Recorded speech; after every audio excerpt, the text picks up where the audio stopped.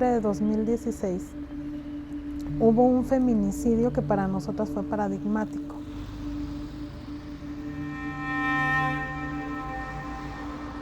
El caso de Claudia, que siendo una mujer de 25 años, con 8 meses de embarazo, es víctima de feminicidio a manos de su hermano de 23 años. En un pleito por un paquete de galletas que Claudia se negó a darle, él sale molesto de su casa, camina cerca de 3 kilómetros a la gasolinera más cercana.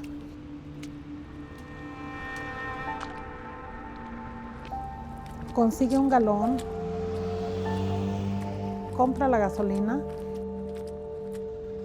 regresa a pie, va y viene a su casa. Si era un enojo momentáneo, en ese lapso de 3 kilómetros de ida y vuelta pudo haberse despejado su coraje. Sin embargo, no fue así. Esto nos dice que esa violencia no es espontánea, es estructural. Entonces él regresa a su casa, abre la puerta, se encuentra a Claudia en un pasillo, la baña de gasolina y le prende fuego.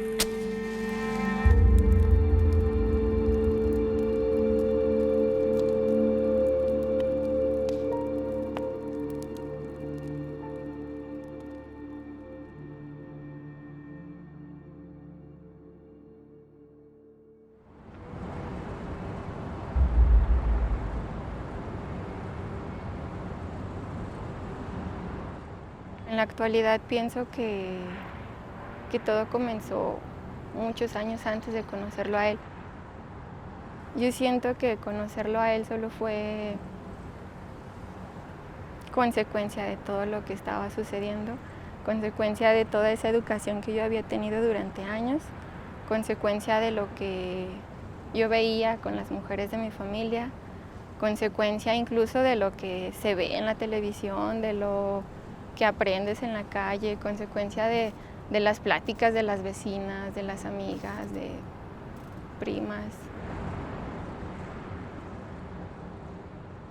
¿Qué veías en tu familia, en las mujeres de tu familia?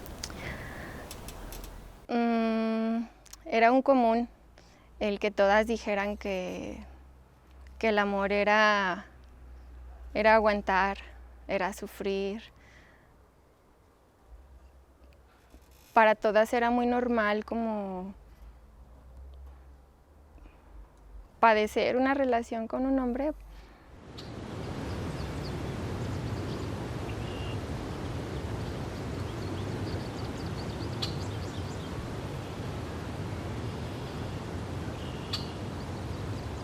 Yo de 12 años yo vivía en un lugar que se llamaba Los Órganos.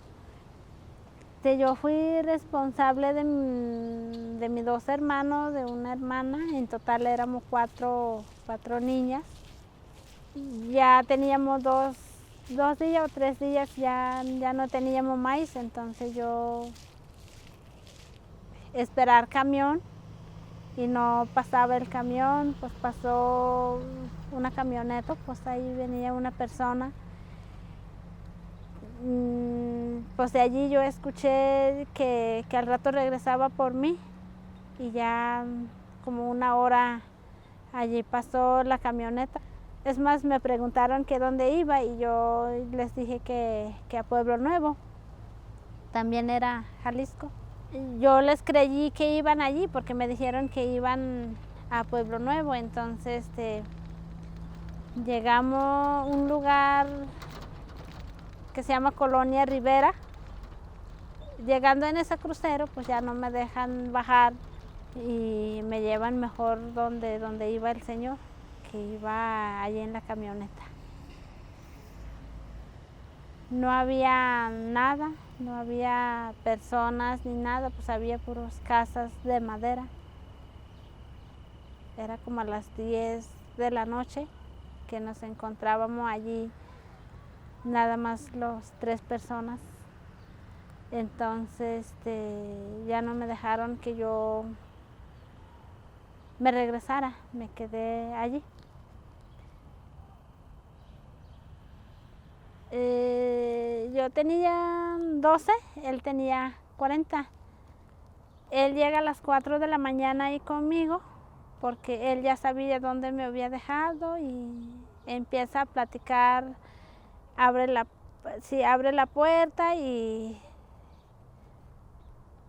se sienta al lado donde yo estaba y empieza a platicar que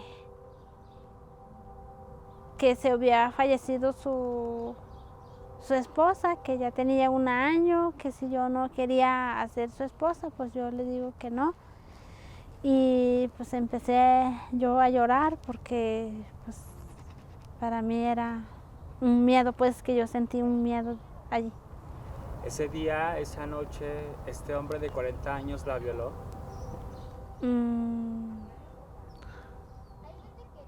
Pues en ese momento pues yo lo vi normal, o sea que así era la relación de una persona, pero ya después cuando uno se da cuenta pues no es así. Él la empezó a forcejear, le quiso quitar la ropa. ¿Cómo fue esa noche para usted?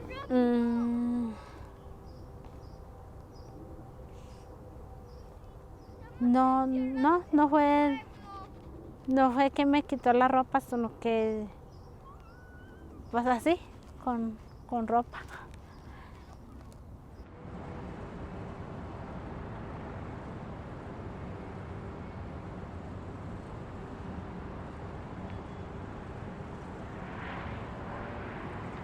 Hace como 6 años yo empecé a notar porque ya empezó por una cachetada, empezó a quitarme las amistades, alejarme de mi familia.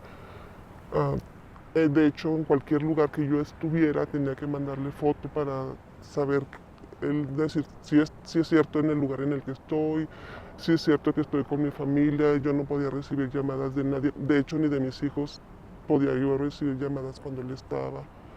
Entonces, pero más bien, o sea, nunca lo noté. Yo decía, bueno, a lo mejor es celos, son celos X, pero fueron agrandándose más, fueron haciéndose más.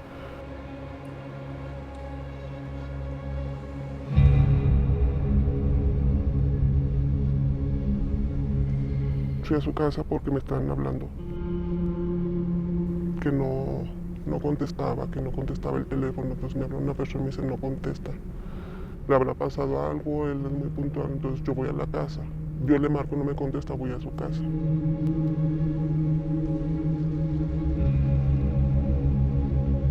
Entro y él estaba con otra persona en su recámara. Cuando él sale, él me encara y empieza a decirme que me vaya, que esto, a insultarme, empezó a golpearme. Y estaban sus hijos de él viendo, la niña estaba llorando y yo le decía, los niños, y él empezaba a golpearme. Lo peor de esto, es que la mujer se estaba riendo en la recámara. Ella escuchando que me estaba golpeando, que yo le decía, me estás matando, o sea, me estaba asfixiando, y le decía, me estás matando, o sea, suéltame. Ella se estaba riendo, siendo mujer, o sea, independientemente de que estuvieras en lo que estuvieras, pues yo salgo y paro, ¿no? Ella seguía riéndose, él jalándome los cabellos, golpeándome contra la pared. En una me estaba ahorcando y yo le decía, suéltame que me estás ahorcando. Tuve que morderlo para que pudiera soltarme. Yo poderme zafar y salirme corriendo de su casa. Yo tuve que irme porque o sea, fueron golpes fuertísimos. Duré 1 mes y medio con collarín. Fui a poner la denuncia, fui a donde está lo de la mujer, me mandaron ahí y nada más me dijeron que lo único que podían hacer era darme apoyo psicológico, pero que pues a él lo iban a citar y pues no le iban a hacer nada.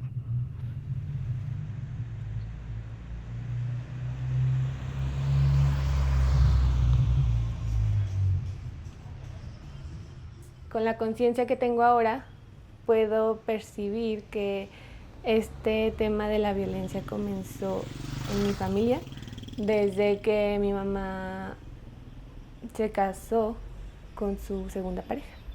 Yo soy fruto de su primera relación, de su primer casamiento, pero a causa de que mi papá falleció, ella 4 años después retoma su vida y contrae matrimonio con su agresor.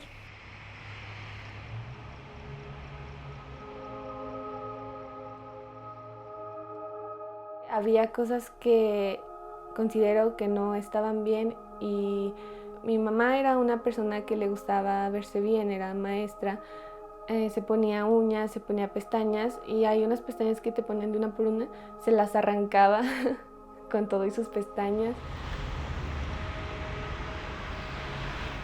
Al parecer, él la mandaba a alguien a que la siguiera, le tomara fotos, le decía qué estaba haciendo y qué no estaba haciendo. La acusaba de que, pues, que tenía como otra relación y así. Pero sí la llegué a ver estresada, la llegué a ver preocupada, la llegué a ver llorando. A mis hermanos, creo que a uno de ellos les tocó ver cómo le apuntaban con una pistola en la cabeza, su pareja. Recuerdo que iba entrando y no estaba el carro de mi mamá y me parecía algo muy raro porque estaba descompuesto. Nada más recibí una llamada de él que decía que había recibido una llamada donde pedían rescate por la vida de mi mamá y mi hermano. Nosotros estábamos en casa de mis tíos y para esto mis tíos, tanto como la vecina que nos estaba cuidando, ya sabían que él pudo tener una relación con lo que estaba pasando.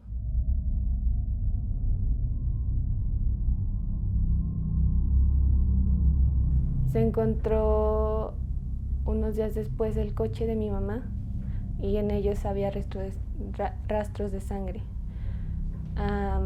Unos días después encuentran los cuerpos en un arroyo que usaban como basurero, tiradero. Los reporta un señor porque él vio un tenis y pues él quiso buscar el otro tenis porque se le hacía que estaban en buen estado. Y encontró el otro tenis, pero encontró también los cuerpos de mi hermano y de mi mamá. Yo recuerdo que llegó un primo, una prima de mi mamá, al lugar en el que yo estaba y dijeron, ya los encontraron. Entonces yo como que sentí mucha emoción porque ya los habían encontrado, como mucha paz o me sentí mejor. Y yo pregunté, ¿y cómo están ellos? Y su respuesta fue como, no tuvieron palabras y entendí todo. Pues estaban muertos. El único que ha sido encarcelado por eso ha sido él. ¿No como posible autor intelectual. ¿Crees que se le hizo justicia a tu mamá?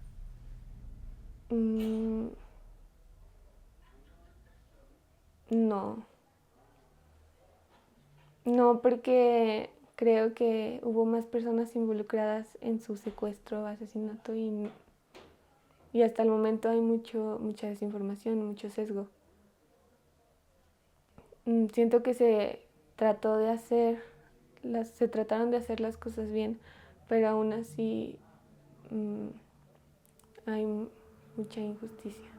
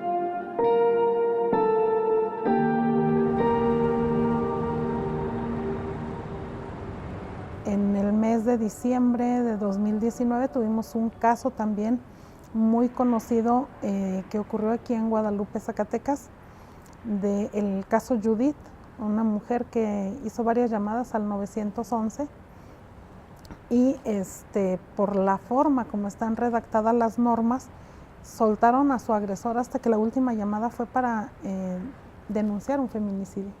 Es decir, fue toda una noche en la que ella recibió agresiones en varias ocasiones. Sí acudía a la autoridad, pero su actuación no fue contundente. Tan es así que hoy Judith es parte de estas 80 víctimas de feminicidio en el estado y pues su agresor, aunque esté detenido, no tiene remedio. O sea, Judith no va a volver a la vida.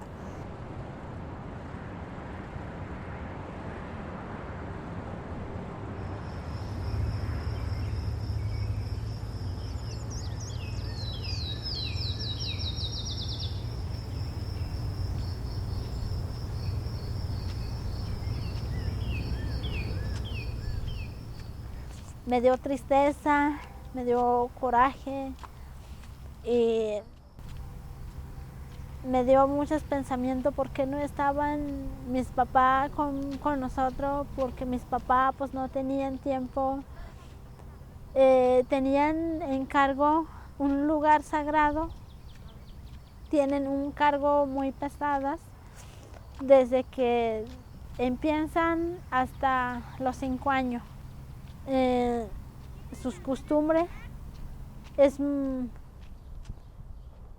a nosotros pues no les importábamos, a ellos les importaba más lo que es su costumbre, por eso nos dejaban un lugar. Pero después de que me pasa, pues yo les cuento a mis papás, pues mi papá se enoja, dice,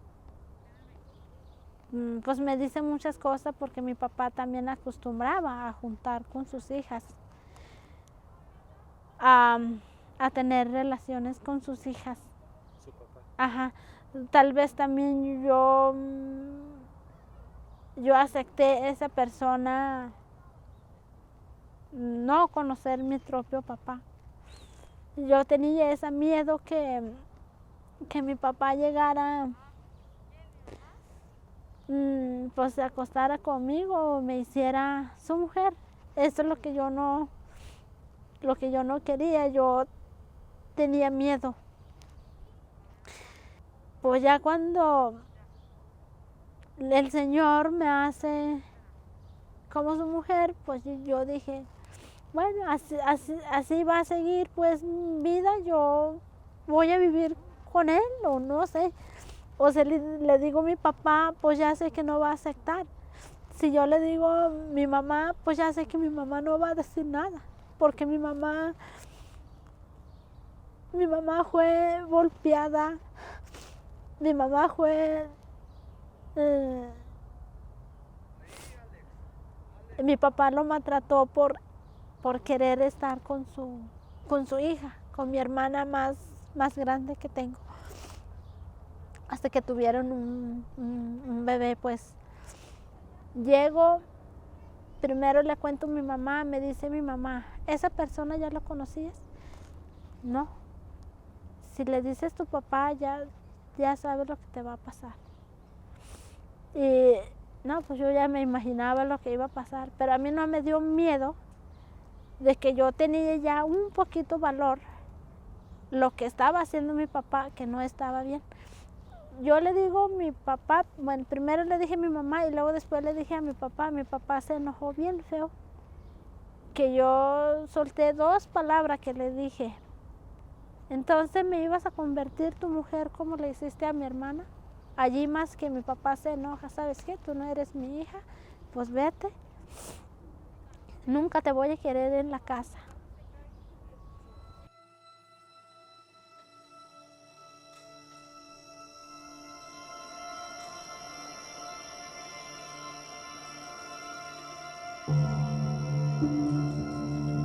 Me acuerdo que intentó aventar a una presa. Para eso pues estábamos en un rancho donde ni siquiera había señal. Estábamos en un baile y de hecho yo estaba embarazada.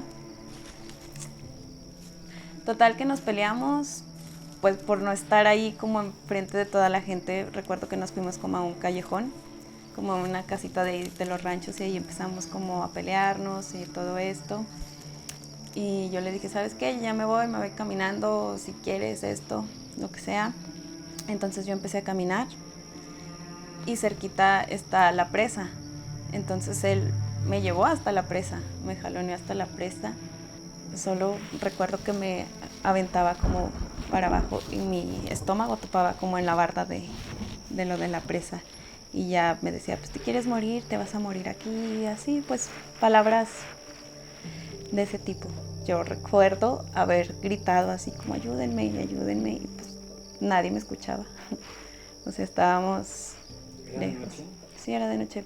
Estoy hablando de eso a las 12, 1 de la mañana. Pues lo único que pienso es, no me vaya a matar. O sea, espero que no sea la última.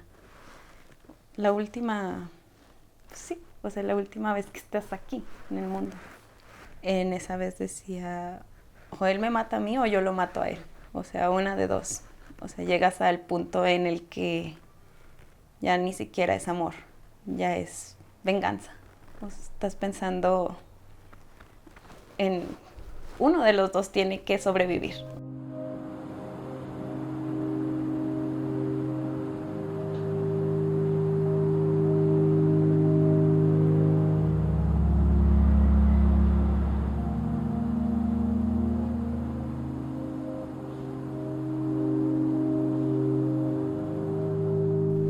Recuerdo mucho que me decía, eres una idiota, eres una imbécil, tú no sirves para nada, nadie te quiere, que son las palabras más duras que alguien me ha dicho, porque realmente te las crees, realmente pues sientes que no eres nadie. Aunque toda la demás gente te diga que sí, en ese momento pues te hacen sentir pequeñito, te hacen sentir como si fueras nada.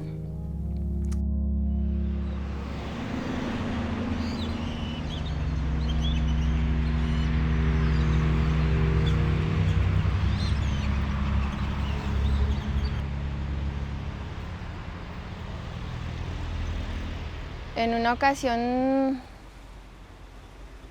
salí de trabajar y llegué a la casa, vivíamos con mis papás. Creo que no le gustaba la comida, no recuerdo por qué se enojó, pero me empezó a gritar. Entonces subí a mi recámara, pero continuó gritando, y como mi papá estaba ahí, a mí me daba mucha pena que mi papá escuchara eso. Y me salí de la casa de mis papás y fui caminando. Entonces, cerca de 3 cuadras me fue gritando, ¿no? Lo tonta, lo inútil y lo inservible que yo era, lo inmadura, Entonces me lo gritaba en la calle y hasta que llegamos a un punto donde había una caseta de teléfono y lo empezó a golpear muy fuerte, muy fuerte. Y yo recuerdo que yo estaba sentada en un escalón viéndolo cómo la golpeaba. Y no sé, yo creo que en el fondo yo sabía que eso se iba a poner peor, pero no sabía cómo terminarlo, yo solo sabía que ya estaba ahí adentro.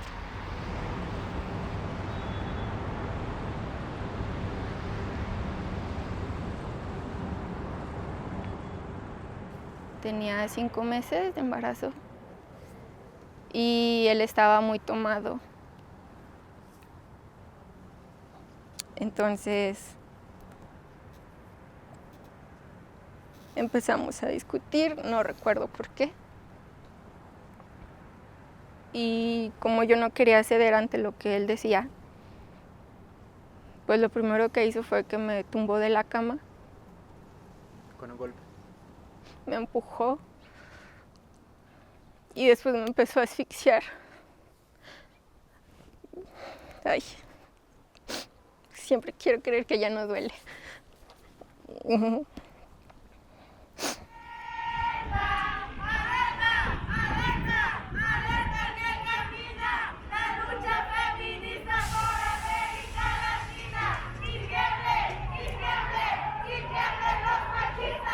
América Latina será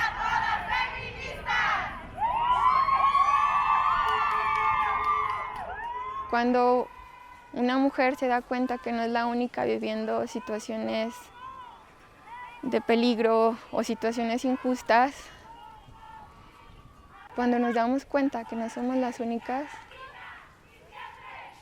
eso nos da mucha fuerza para salir de ahí y para que las otras no pasen lo mismo. Para que haya un cambio hay que hacernos notar. Incluso el último movimiento que hubo me sorprendió a mí el sinfín de mujeres que había violentadas, porque la mayoría de las que estaban ahí dijeron: yo tengo una historia. Todas las mujeres tenemos alguna historia de violencia, de acoso o de pues algún hecho que nos haya pasado, ¿verdad? Pues que me he dado cuenta que es importante la sororidad y hacer visibles estos temas y reconocerse a uno como víctima, que no crearse como un cliché o una imagen de una víctima, porque podría ser cualquier persona. Mi mamá era maestra y me imagino que nadie pudo imaginarse lo que estaba viviendo. Y ojalá que el que se hablen estas cosas dé pie o invite a que otras personas lo hagan y que se den cuenta de que están en un ambiente tóxico. Es importante que sigamos compartiendo estas cosas, estos mensajes, para ver si así podemos ayudar, aunque sea un poquito, a alguien más que esté sufriendo algo así. Y sin embargo está ocurriendo, y cada vez con más saña, cada vez con más odio, con más violencia, lo que hace también visible que las mujeres somos consideradas seres humanos de segunda.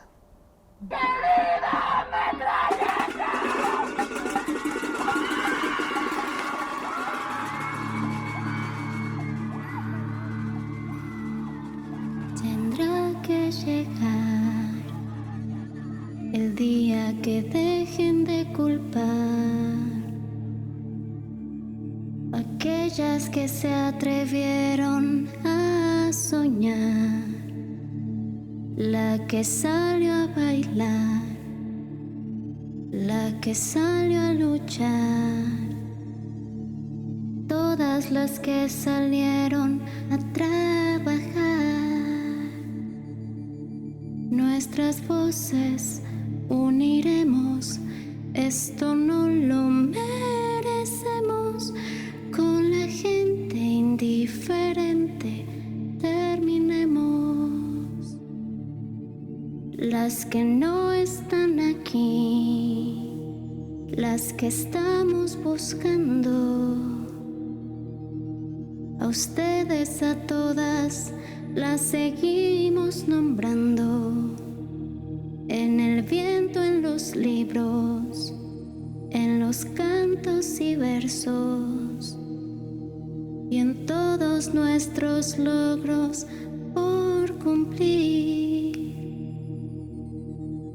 Y por sus sueños robados haremos sonar su ausencia. Y a las que siguen aquí, yo sí les creo. Y a las que siguen aquí, yo sí les creo.